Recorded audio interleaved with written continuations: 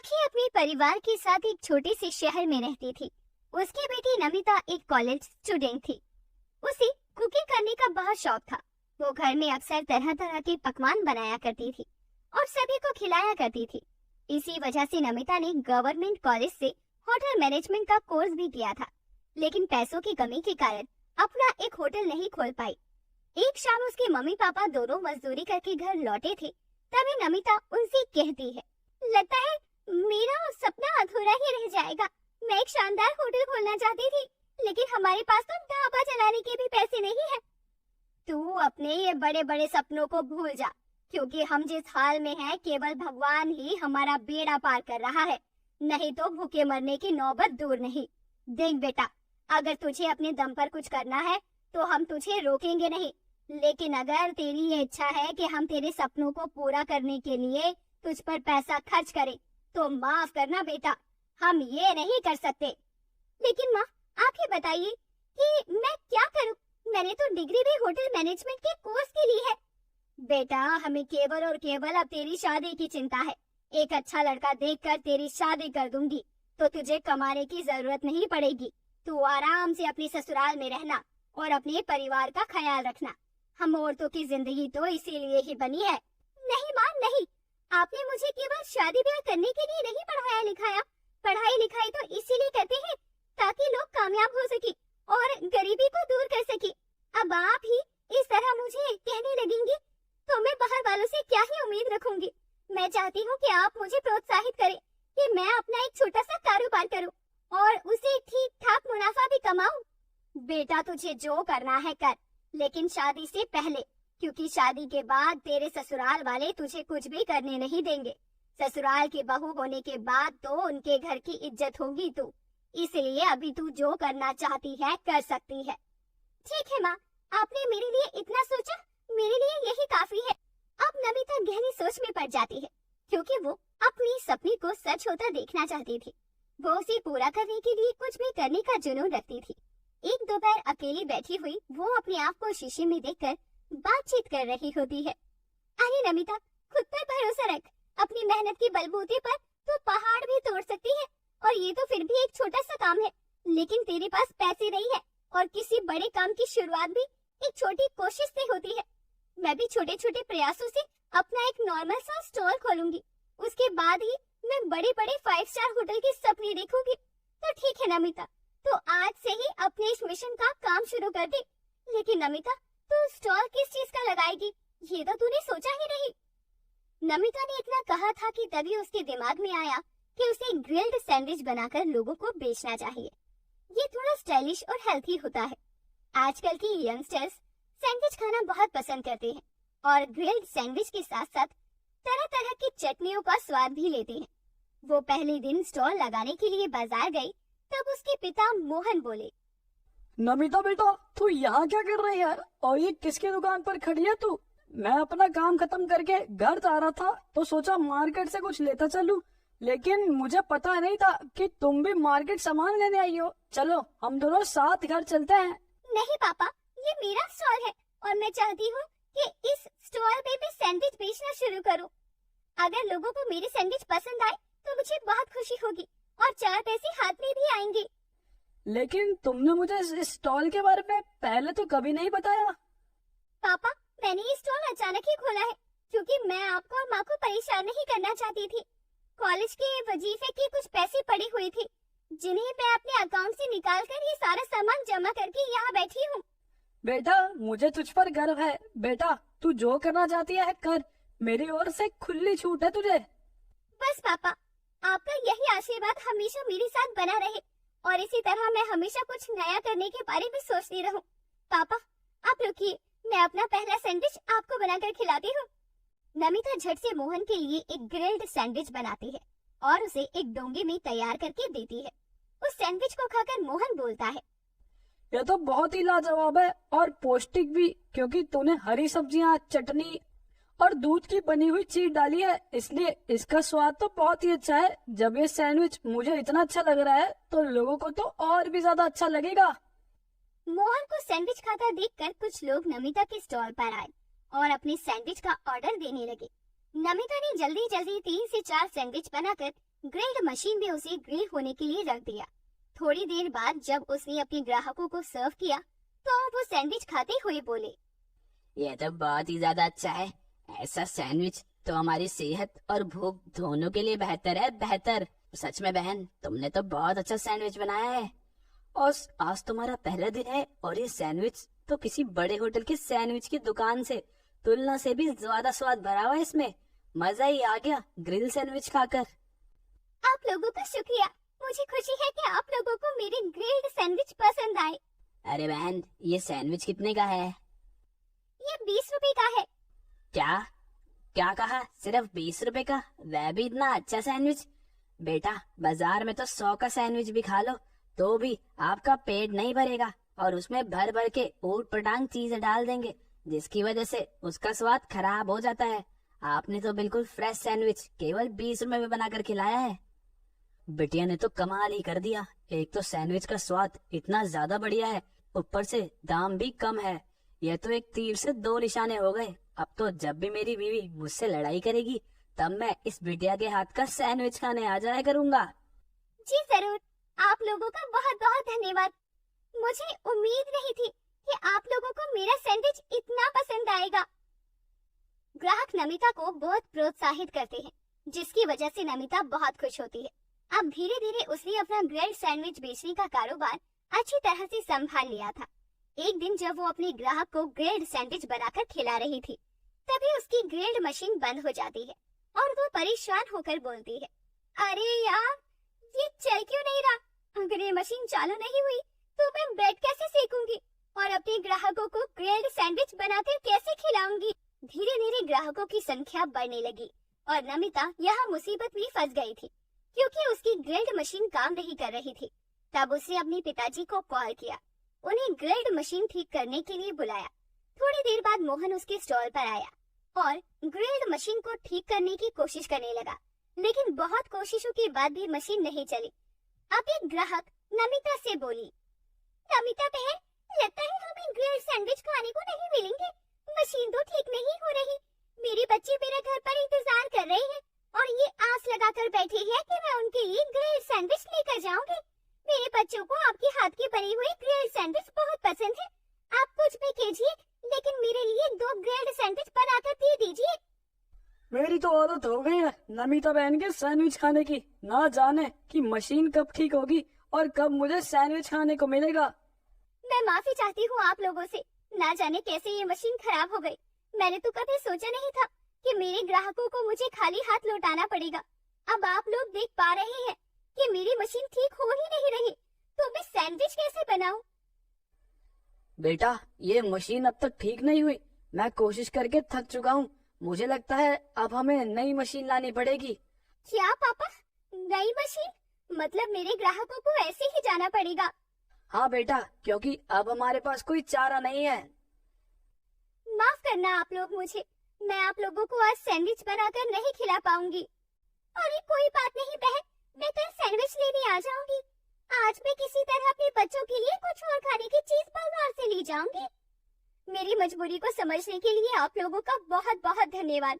मैं कल आप लोगों के लिए एक नई ग्रिल्ड मशीन ले आऊंगी और फिर आप लोगों को इस परेशानी का सामना नहीं करना पड़ेगा, जिसकी वजह से उसके सारे ग्राहक अब घर चले जाते हैं। अब अगले दिन भी नमिता की ग्रिल्ड मशीन खराब थी। इसी चक्कर से वो स्टॉल नहीं लगा पा रही थी।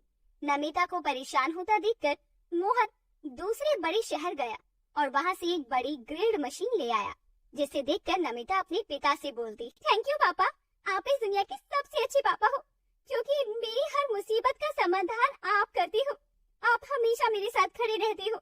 मैं बहुत खुश नसीब हूँ कि मुझे आपके जैसे पिताजी मिले। बेटा, मैं तेरे लिए जितना भी कहूँ वह सब कम है, लेकिन अभी भी मैं उस काबिल नहीं हूँ कि मैं तेरा एक होटल खुलवा सकूँ।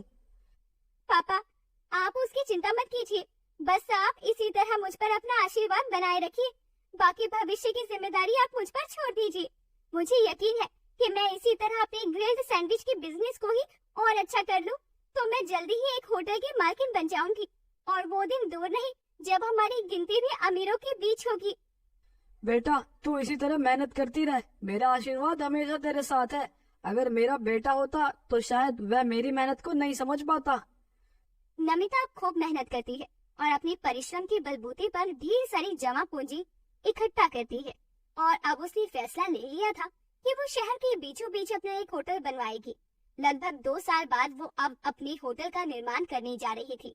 उसके माता पिता उस पर बहुत गर्व कर रहे थे। बेटा, आज तो तूने ये कामयाबी हासिल की है, उस पर मुझे फक्र है कि ये केवल और केवल मेरी बेटी की मेहनत और निरंतर प्रयास की वजह से संभव हो पाया है। पिताजी, अगर मैंने शुरुआत ही नहीं की होती तो आज मैं इस मुकाम पर नहीं पहुंच पाती। मेरी शुरुआत तो उस ग्रिल्ड सैंडविच स्टॉल से हुई थी, जिसे मैं अपनी जिंदगी का सबसे बेहतरीन हिस्सा मानती हूँ। उस ग्रिल्ड सैंडविच स्टॉल को लोगों ने बहुत प्रोत्साहन दिया और मुझे आगे बढ़ने की प्रेरणा भी उसी से तो मिली थी। इस कामयाबी के हकदार आप लोग हैं। उसे अपने माता पिता द्वारा ही उस शानदार होटल का उद्घाटन करवाया और इस तरह नमिता ने अपने लक्ष्य को प्राप्त कर लिया। लखनऊ शहर में सीमा और सुरेश रहते थे। सुरेश मजदूरी करने का काम करता था, लेकिन उसकी खास कमाई नहीं होती थी, जिसकी वजह से वो दोनों ही बेहद परेशान रहते थे। जब भी सीमा का पति घर आता तो वह सीमा के हाथ की बनी लस्सी जरूर पीता था। ऐसे ही सुरेश एक दिन कहता है, एक बात तो माननी पड़ेगी, तुम्हारे हाथ की बनी लस्सी पीकर सारे दिन की थकान मिट जाती है। वो तो ठीक है जी, पर आज घर में राशन खत्म है। हम दोनों कब तक ऐसे जिंदगी जीते रहेंगे? मैं तो कहती हूँ आप कोई दूसरा काम देख लो जिसमें ज्यादा पैसे मिलते हो। तुम्हें क्या लगता है मैंने कोशिश नहीं की होगी? इतनी जगह गया पर कहीं भी ठीक पैसे ही नहीं मिलते और इतनी गर्मी में बुरा हाल है। अजी परेशान मत हो, भगवान सब ठीक करेंगे। थोड़ा बहुत खाकर ही दोनों सो जाते हैं। अब अगली सुबह सुरेश जल्दी ही उठकर मजदूरी करने निकल जाता है और सीमा अपना घर का काम करने लगती है। उधर सुरेश इतनी भरी गर्मी में सारा दिन मजदूरी करता है, फिर भी उसे अधिक मजदूरी नहीं मिल पाती है, जिससे वह दुखी हो जाता है। आज भी ज्यादा मजदूरी नहीं मिली और सोचता है, जब मैं घर आऊंगा तो सीमा से क्या कहूँगा? घर पर राशन भी नहीं बचा। ये सब सोचकर सुरेश परेशान हो रहा था। फिर वह घर चला जाता है और उसका उतरा हुआ चेहरा देखकर सीमा समझ जाती है कि आज भी उसे ज्यादा मजदूरी नहीं मिली। तभी वह अपने पति सुरेश से कहती है, क्या हुआ जी, आज भी कमाई नहीं हुई ना? हाँ, आज भी ज्यादा मजदूरी नहीं मिली, ऊपर से इतनी गर्मी में काम करते हुए जान निकल जाती है। अब तुम जल्दी से मुझे एक गिलास ठंडी ठंडी लस्सी पिला दो, कम से कम तुम्हारे हाथ की लस्सी पीकर थोड़ी थकान तो कम होगी। फिर सीमा जल्दी से सुरेश के लिए लस्सी बनाकर लाती है और उसे पीने के लिए दे देती है। ये रही तुम्हारी लस्सी, मानो न मानो तुम कोई और काम देख लो, शायद तुम्हें कहीं दूसरा काम मिल जाए। सीमा, दूसरा काम ढूंढना इतना आसान नहीं है। अब तुम ये सब छोड़ो और जल्दी से खाना लगा दो, बड़ी भूख लगी है।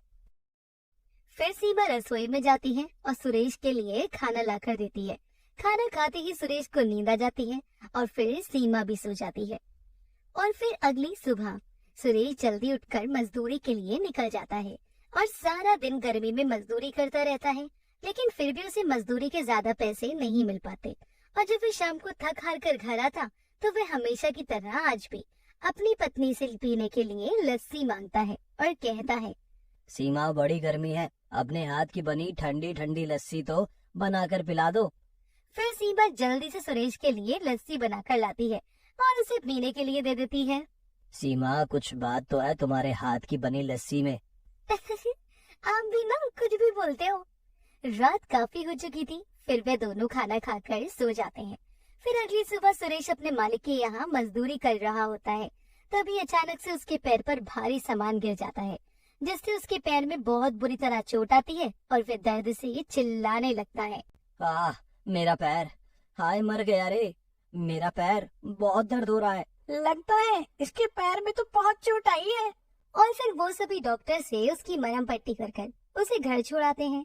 और जब उसकी पत्नी उसके पैर में लगी देखती है, हे भगवान, ये आपको क्या हो गया और ये चोट कैसे लगी? फिर सुरेश उसे सारी बात बताता है और रोने लगता है। अजी आप रोते क्यों हो? हम जल्दी ठीक हो जाओगे। मैं तो ये सोच रहा हूँ कि अब मैं काम करने कैसे जा पाऊंगा और फिर पैसे कहाँ से आएंगे और घर का खर्च कैसे चलेगा। अजी आप चिंता क्यों करते हो? अब भगवान कोई न कोई रास्ता जरूर निकाल ही देगा। अच्छा अब आप आराम करिए, तब तक मैं आपके लिए लस्सी लेकर आती हूँ। फिर सीमा सुरेश के लिए लस्सी बनाकर लाती है और उसे पीने के लिए दे देती है।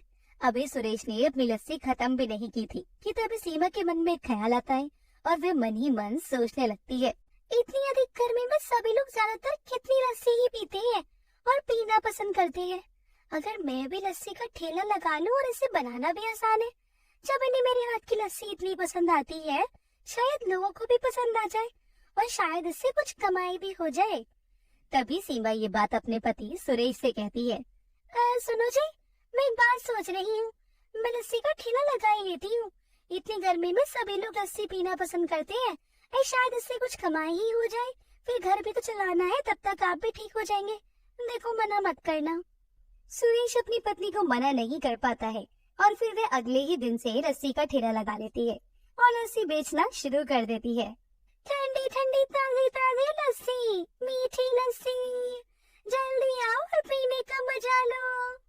सीमा खड़ी बड़ी देर तक आवाज लगाती है, पर उसके ठेले पर कोई भी लस्सी पीने नहीं आता। इतनी देर हो गई, अभी तक एक भी ग्राहक लस्सी पीने नहीं आया। शायद हो सकता है थोड़ी देर में कोई आ जाए। ये सोचकर सीमा फिर से आवाज लगाने लगती है और कहती है, मीठी मीठी ठंडी मलाईदार लस्सी, जो भी एक बार पी ले सारी थकावट दूर हो जाए। जल्दी आओ और ताजी ताजी लस्सी पियो। सीमा को आवाज लगाते हुए बड़ी देर हो जाती है। तभी उसके ठेले पर एक लड़का लस्सी पीने आता है और कहता है, आंटी, एक गिलास लस्सी का कितना? 10 रुपए का। मुझे गिलास लस्सी बना कर दो। हाँ, उसमें बर्फ जरूर डाल देना। ये सुनकर सीमा बड़ी खुश होती है। चलो, कोई तो लस्सी पीने आया, कम से कम काम की शुरुआत तो हुई। फिर सीमा उस लड़के को ठंडी ठंडी लस्सी बनाकर देती है। जैसे ही वो लड़का लस्सी का ग्लास मुंह से लगाता ही है और कहता है, वाह, क्या लस्सी बनाई है, पीकर तो मजा ही आ गया। आंटी, एक गिलास और लस्सी देना। हाँ, अभी देती हूँ। फिर सीमा उस लड़के को एक गिलास और लस्सी बनाकर देती है और फिर वह लड़का लस्सी पीकर उसके पैसे देकर चला जाता है और फिर उसके बाद उसकी दुकान पर सिर्फ 2 ही लोग लस्सी पीते हैं। इतनी गर्मी है, फिर भी पता नहीं लोग लस्सी पीने क्यों नहीं आ रहे। सीमा फिर से लस्सी बेचने के लिए आवाज लगाने लगती है, लस्सी, ताजी ताजी लस्सी, ठंडी ठंडी लस्सी, जो एक बार पी ले उसके सारे दिन की थकान दूर हो जाए। सीमा बेचारी लस्सी बेचने के लिए बार बार आवाज लगा रही थी, लेकिन कोई भी उसकी दुकान पर लस्सी पीने के लिए नहीं आ रहा था। इसी तरह सीमा को लस्सी बेचते हुए सारा दिन हो जाता है और उसकी कुछ कमाई भी नहीं होती। सारा दिन हो गया, सिर्फ 4 गिलास लस्सी के ही बिके हैं। इनमें तो लस्सी के सामान के पैसे भी नहीं निकलेंगे। हे भगवान, अब तो मेरे पास सिर्फ थोड़े से ही पैसे बचे हैं। इन पैसों से तो मैं कुछ भी नहीं कर सकती। सीमा को लस्सी बेचते हुए सुबह से शाम हो जाती है। जब उसकी दुकान पर कोई नहीं आता तो वह अपनी लस्सी का ठेला लेकर घर चली जाती है और जब वह घर पहुंचती है तो उसका मुरझाया हुआ चेहरा देखकर उसका पति कहता है, क्या हुआ, तुम इतनी उदास क्यों हो? लस्सी पीने मेरे ठेले पर कोई नहीं आया। कोई बात नहीं, आज कोई नहीं आया तो क्या हुआ, ऐसा थोड़ी है कि कल भी कोई ना आए। तुम इतनी मेहनत कर रही हो, देखना कल तुम्हारी लस्सी पीने सब लोग जरूर आएंगे। आप कह रही हैं तो जरूर आएंगे। रात हो चुकी थी। फिर सुरेश और सीमा खाना खाकर सो जाते हैं और फिर अगली सुबह सीमा जल्दी से घर का सारा काम करने के बाद ठेला लेकर बेचने के लिए निकल जाती है और आवाज लगाने लगती है, ठंडी ठंडी ताजी ताजी स्वादिष्ट लस्सी, जल्दी आओ, जल्दी पीकर अपनी थकान मिटाओ। सीमा बड़ी देर तक आवाज लगाती रहती है पर कोई भी उसकी दुकान पर लस्सी पीने नहीं आता। तो वे मायूस हो जाती है और एक बड़ी सी गाड़ी आकर सीमा के ठेले के पास आकर रुकती है, जिसमें से वही लड़का उतरता है जिसने कल सीमा के ठेले पर लस्सी पी थी। वो सभी अपने दोस्तों से कहता है, तुम्हें पता है ये आंटी ना बड़ी ही अच्छी लस्सी बनाती है। तुम एक बार इनकी लस्सी पियोगे ना तो तुम्हारा यहाँ आकर बार बार लस्सी पीने का मन करेगा। क्या यार, तू हमें यहाँ लाया है, वो भी लस्सी पिलाने के लिए? हमें तो लगा था कि तू हमें किसी अच्छी जगह लेकर जाएगा, कुछ खिलाएगा। अरे तुम एक बार आंटी की लस्सी पीकर तो देखो, फिर खुद कहोगे कि लस्सी बहुत ही बढ़िया थी। तभी सीमा उन सभी लड़कों की बातें सुनकर उनसे कहती है, साहब आप एक बार मेरी लस्सी पीकर तो देखिए, अगर आपको लस्सी अच्छी नहीं लगी तो मुझे पैसे भी मत देना। फिर सीमा सभी लड़कों को एक गिलास लस्सी बनाकर पीने के लिए देती है और सभी लड़के लस्सी पीते हैं तो वो उन्हें बहुत ही अच्छी लगती है। सभी लड़के बोलते हैं, वाह क्या लस्सी बनाई है, पीकर तो मजा ही आ गया। आंटी एक गिलास और लस्सी देना। और मुझे भी एक और गिलास लस्सी चाहिए। और मैं तो 2 गिलास और पीऊंगा। ये देखकर तो सीमा मन ही मन बड़ी खुश हो रही थी।